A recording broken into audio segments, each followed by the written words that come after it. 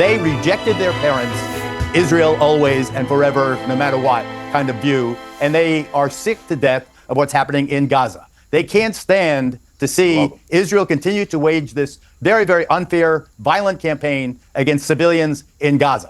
Now you're not talking about Iran, you're not talking about Syria or Hezbollah or the big picture, but you're talking specifically about what's going on in Gaza. It has sickened. I really like Geraldo. Like, he's able to say something like right-wing and completely disagree with, and then come back and say something that I completely do agree with. He's the only person I see who can do that. That he must just be misinformed then. Because if he's that honest about his take in Gaza, given his thoughts on like Muslim extremists and how Zohran Mamdani is one of them, he must just not know that Zohran Mamdani is not a Muslim extremist and does not want to bring the Intifada to New York and kill Jewish New York. That seems to be the information that he wants to believe. I know I have kids in New York. Two of my children live in New York. Two now, I just hesitate because one just moved, but two live in New York. They vote in New York. I voted for Giuliani. I voted for Bloomberg.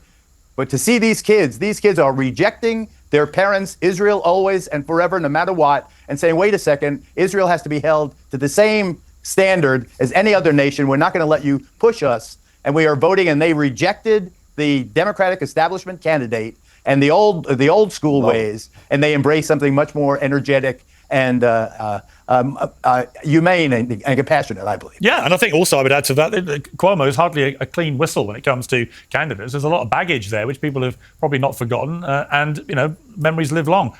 Lindy, you were listening to that quite intently. I mean, it's a really interesting political story, isn't it? That this guy, Mamdani's come out of nowhere, and he's basically taking down one of the most experienced politicians in the country, in Andrew Cuomo. It's not over yet, but it's looking pretty perilous for Cuomo. You know, you were part of the Democratic machine. What do you put this down to? It is pretty much over because Cuomo won't quit. So Cuomo and Eric Adams are both running. So what do you think is going to happen? They're going to split the opposition vote to Mamdani. So chances are he's going to be the next mayor. And Cenk, I just want to say my opposition to... Yeah, because he's popular. Like, saying that Eric Adams really has a chance here is kind of delusional. He doesn't. I don't think New Yorkers like Eric Adams. Like, I don't really like Eric Adams. With his Fox News tour, like, I can't get on board with that. I think Zohran Mamdani is extreme economically, but he's not going to be able to accomplish any of his extreme economic positions. He's going to be able to accomplish maybe his moderate ones. He's not going to do 9/11 again, so it's like not a big deal. People are just like, we reject the old white person. Israel first. Don't care what Israel does. How many war crimes can they commit before we hold them accountable? I'm not going to vote for that person. Him has nothing at all to do with Israel or his faith. It's nothing. It's to do with his Marxist ideology. And I have to say, I feel sick to my stomach because of it. I was born in an authoritarian communist regime that murdered my great-grandfather in cold blood. So anything that reeks of communism just sends shivers down my spine. And every one of his proposals, from taxing wider neighborhoods to government-run groceries to free buses, all these policies... All right, communism never existed. Communism is a stateless society. So saying communism equals authoritarianism means you don't know what communist means. Communism is being trapped on an island with 10 of your friends and saying, you do the fishing, I'll build the shelter, and you get the water, and then at the end of the day, we're going to share each other's resources in order to live. There's no state, you're all equal, you all decide what your needs are, and you all work according to your capabilities. That's communism. That can never happen because there's always a state, and her problem was with authoritarian dictators who crush dissent among their people. That has nothing to do with communism. I don't know if she's referring to Cambodia. I don't know where she's from. Maybe. But Marxist, is he Marxist in his ideology? Yes, 2021, he said that he wanted to seize the means of production. City-run grocery stores, that's not Marxist. That's not necessarily the government owning means of production. More so, it's simply a subsidy, buying this produce off the necessary produce, like basic needs like milk, bread, eggs, etc., and then selling it at break even or below market. That's not government owning the means of production necessarily. It technically is, if you want to nitpick, but really it's just the government buying high, selling low. They're just doing a market transaction and putting a subsidy on that along the way. Rent freeze is historical in New York. It's kind of a tradition there. I think it's horrible policy, but there's so much policy that's worse than rent freeze. I think tariffs are worse than rent freeze, for example, because rent freeze, according to market conditions, can either be net neutral, maybe net positive, maybe net negative. Tariffs are always net negative. So that's what I think about that.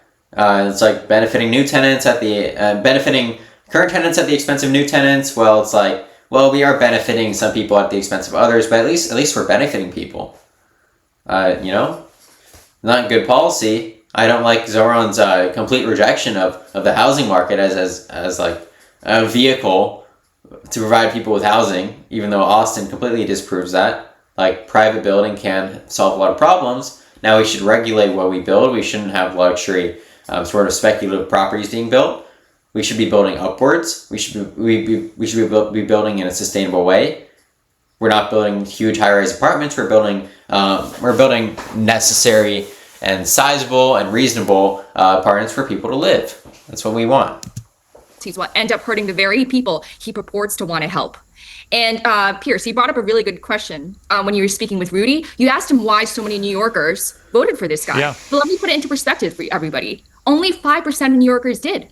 Most people didn't even bother showing up. So 5% of one of the biggest cities in the world is actually not a significant amount at all. It's kind of it's just really unrepresentative of where the city is.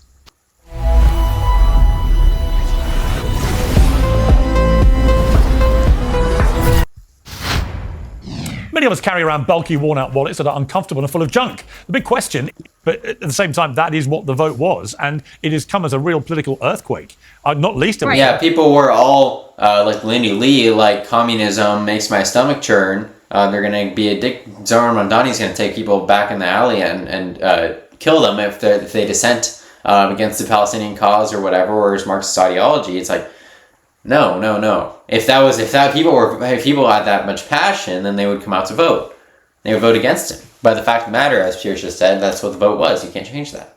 To the Democrats themselves, who must In be my thinking, view, what the is hell that is happening here? Yeah. And the Democratic Party is completely broken. We've tread this ground so many times. They're a vestige of a past. But I want to say that this isn't so much a vindication or endorsement of Mamdani as a flat-out rejection of Andrew Cuomo and everything he represents. Okay. Everyone from left to right sees him as a deeply corrupt individual who should never be anywhere near public office again. Okay, well, listening to all this, I can delight to say Rudy Giuliani's been listening and actually didn't really want to leave us, so we've got Rudy back. Rudy, welcome back. So just to clarify what a few of the Rudy, panelists... by the way, you and I have exchanged a lot of mean tweets. I want to apologize. I don't know. You blocked me. I think you were very angry. I just want to take this opportunity to... Oh yes, apologize to the raging Islamophobe who aided Trump in his endless crimes of trying to overthrow the government in January 6th and doing quid pro quo in 2019, right? I mean, this is a horrible guy. He's funny to listen to. His accent is really entertaining, but not a good person. Down an olive branch. Wow, okay, Rudy. Well, I'm not aware of them. I wonder if they were as excessive as the original attack on me by I thought my friend there.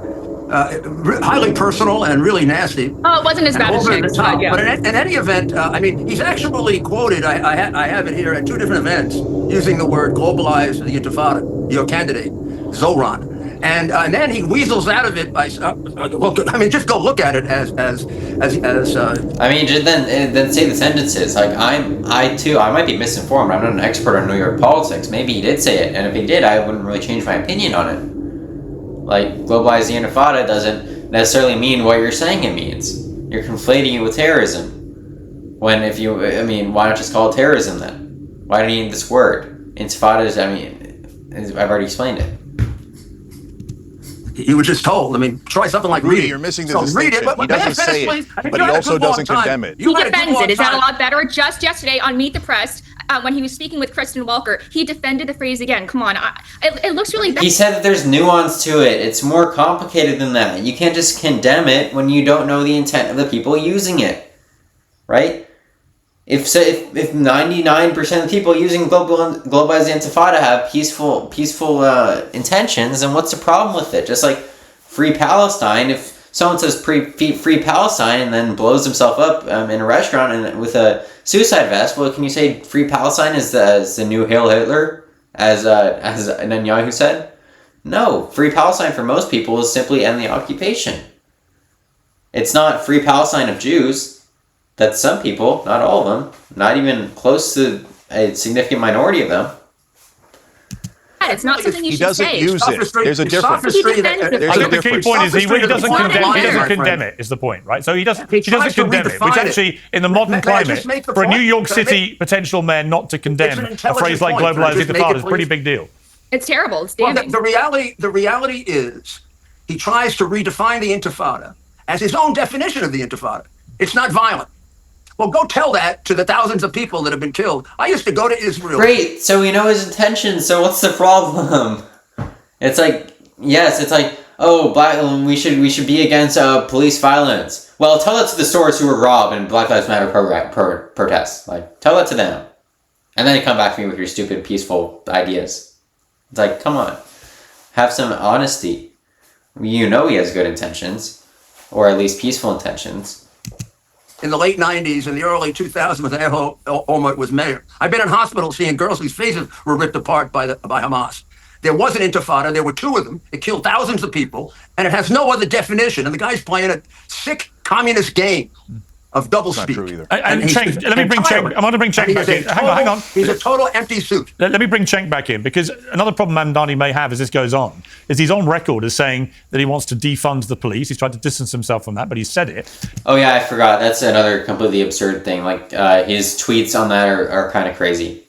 It's like NYPD is racist, anti-LGBT, like all of the accusations. He says the NYPD is good as gone. If I'm mayor, defund them.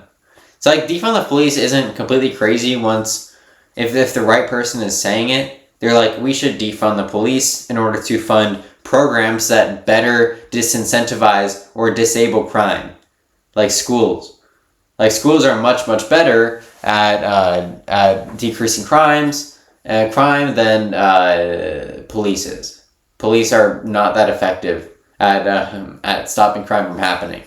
But other institutions of society that are more peaceful are more effective. And the crime never has to happen in the first place. He insisted that queer liberation means defund the police. I mean, again, the idea that somebody, maybe the mayor of New York, would actually have that as a quote on their record is pretty extraordinary. Is he going to be able to shake off these quotes like that, which to many New Yorkers would be complete anathema? And Rudy, when he was mayor of New York, famously the broken windows strategy of fixing the small stuff and police everywhere and empowering them and resourcing them and so on. And now you've got a guy who wants to defund the police. He also accuses them of being racist. So just he also accuses them of being just- racist Right. when they are a non-majority police department. There's nothing racist about the New York City Police Department. The last time De Blasio did that, he got 2 cops killed, and that's what led to their turning their back on him. There was a riot in Baltimore, no. and De Blasio, like this other crazy communist, went out and said, "Oh, New York is racist too," and a guy came up. Yeah, just use words whenever you want. It doesn't matter. It doesn't matter that you can't even describe what communism is. Just use the word. From Baltimore, and he shot 2 detectives, assassinated them 4 days later, and that's why the cops Rudy, turned the their question backs was to me. on that guy. All right, check. These people are dangerous, and they get people killed. And you know who gets killed? The black people get Yeah, killed as a no. result of it. Yes, Not no? just black You don't know what the hell so you're talking look- All about. right, let's not talk at once. Cenk, you go. Okay. So a bunch of misnomers there. First of all, it was the highest voter turnout in a Democratic primary in a long time. I was part of the AOC campaign. We were counting on low voter turnout. Not in this case. The tide has changed. The younger people, like Geraldo said, are voting for change, and middle class is voting for change. So you got Yeah, from my understanding, the turnout was amazing. Actually, I don't know what the expected numbers were, or if no one votes for these, but yeah, turnout was good. It was very good. Let's play word games. But now to the main question that Piers was asking. Look, there's some of his policies that I don't agree with. I don't agree with defund the police.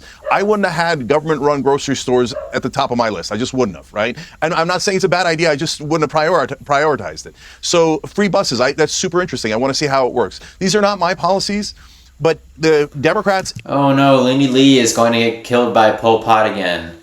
This is going to be this is going to be the New York genocide, where dictator Zohan Mondamni in his communist paradise is going to kill everyone. Doesn't even matter who they are, he's just going to kill them. Especially Lindy Lee. I despise Lindy Lee, by the way. She has to be the most unlikable person on Piers panels in general. I can't think of someone I dislike more than Lindy Lee. in New York elected him, and so let's let him give it a shot, right? So By the way, free buses are not going to be like. Look at this. You don't have to complicate things by calling it communism, socialism. You can just draw it on a supply demand graph. Like, would free buses be a problem? Well, let's think it through. Like, would that mean too many people would be on the bus? Well, isn't that a good thing? Because then we have less carbon emissions. That has its own negative externalities. Well, then we need more buses. How is the city going to pay for it? Well, unfortunately, cities don't have the power of the federal government. They can't spend in a deficit for that long because there's really issues. They kind of operate more like a household where their debt actually matters. So that's a real issue. In and of itself, the program is very good, but you have to think like, what's the city going to do with the lost revenue? So that's my only concern. Yeah, if taxing the rich makes that pencil out, then sure. in terms of, defunding the police, again, let's be careful, and he is careful. He at least says it the right way. I don't like the phrase at all, but what he's talking about is moving some portion of the money towards social services. So, okay, you could say, I don't want to try that. That's fine. Yes, but you don't have to defund the police to do that. That's the whole issue. And you've got a general election coming up, but a lot of his economic policies are for change. That's the third issue that I mentioned, Piers, in the beginning. And so overall, I'm for change. I'm against the establishment. So if this brother wants to try the grocery stores, he wants to try free buses, etc., let him take a shot at it. We've already seen what the establishment has to offer, and it's nothing but pulp. It's driven this country. Lindy Lee's about to cry at eggs being sold 50 cents below market value. It's like don't remind her of communism. Into the ground. I don't want another Cuomo. I don't want another Adams. I want change. Well, it's really- Let me just. I want to ask Geraldo actually first, then come to you, Lindy, because it's interesting actually that what Cenk just said, because the conservative writer Rod Dreher likened Mamdani's win to Trump's. He said New York left-wing voters, quotes, lashed out against what they regard as a failed liberal establishment, electing a charismatic populist who promised a clear break with the past. We on the right can shake our heads and laugh at how dumb New York liberals and progressives were to choose a candidate as politically inexperienced and radical as Mamdani, but don't miss that this was also a referendum on the Democratic Party itself. And, I do remember, Geraldo, when in 2015 Donald Trump came down the famous, elevator saying, I'm going to run for president. Yes, that's exactly what happened. People vote for change candidates, and I think that's a good thing. I think that'll move much more in progressive's favor after Trump is done with the Republican Party. That's going to move more in progressive's favor. People like Bernie Sanders, which is a good thing. It's a good thing that we're willing to try this new stuff. And as someone who is more like, I would say I'm like an MMT welfare capitalist, I think most of my policies would fall under that kind of direction. I think that's a good thing. I think there's some policies we should avoid, but we'll try them, and there will be immense amounts of data that will tell us whether they're good or not.